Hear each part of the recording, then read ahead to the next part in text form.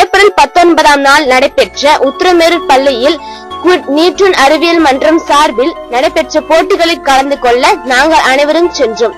அங்கு காந்தம் என்றும் தலைப்பில் 6 வகையான போட்டிகள் நடைபெற்றன.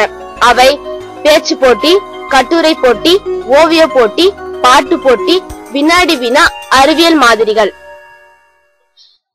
நாங்கள் உத்திரமேரூரை அடைந்தவுடன் காலை உணவு உண்பதற்காக உணவகத்திற்கு சென்றோம். உத்திரமேரூரில் உள்ள பழங்கால கல்வெட்டு கோவிலை காண்பதற்காக நாங்கள் சென்றோம். அங்கு எழுதியிருந்த கல்வெட்டு செய்திகளை மாணவர்கள் படிக்க முயன்றனர். அந்த கோவிலில் இருந்த கடவுளை மாணவர்கள் அனைவரும் வணங்கினர். அங்கிருந்த சிற்பங்களை மாணவர்கள் மகிழ்ச்சியோடு ரசித்தனர். மாணவர்கள் அங்கு மகிழ்ச்சியாக இருந்தனர். மாணவர்கள் அங்கு மகிழ்ச்சியாக விளையாடிக் கொண்டிருந்தனர்.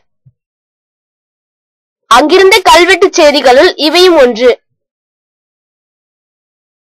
அங்கிருந்த மிகப்பெரிய பெருமாள் கோயிலை நாங்கள் காண்பதற்காக அங்கு சென்றோம். மற்றொரு பள்ளி மாணவர்களுடன் அக்கோயிலை நாங்கள் சுற்றி பார்த்தோம். இந்த பள்ளியில்தான் காந்திவியல் பற்றிய போட்டிகள் நடைபெற்றன. அங்கிருந்த ஆசிரியர் ஒருவர் மாணவர்களுக்கு அறிவுரையாற்றினார். அப்பள்ளியில் நடக்கும் போட்டிகளில் கலந்து கொள்வதற்காக நாங்கள் அனைவரும் எங்கள் பெயரை பதிவு செய்து கொண்டோம். அறிவியல் மாதிரிகளை மாணவர்கள் அனைவரும் அவர்களிடத்தில் வைத்திருந்தனர். அறிவியல் மாதிரிகளை மாணவர்கள் பார்வையாளர்களுக்கு செய்து காட்டினர். இங்கு பாட்டு போட்டியும் பேச்சு போட்டியும் நடைபெற்றது.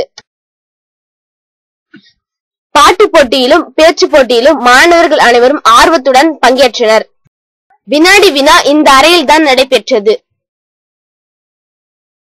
ஓவிய போட்டியும் கட்டுரை போட்டியும் இந்த அறையில் தான் நடைபெற்றது. வெற்றி பெற்ற மாணவர்களுக்காக மெடல்கள் காத்துக் கொண்டிருந்தன.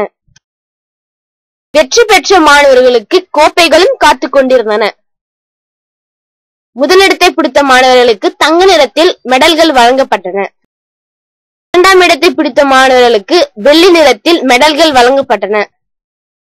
அன்பழகன் ஆசிரியரின் மாணவர் சேதுராமன் என்பவர் எங்களுக்காக அற்புதமாக மந்திரமா தந்திரமா என்ற நிகழ்ச்சியை செய்து காட்டினார்.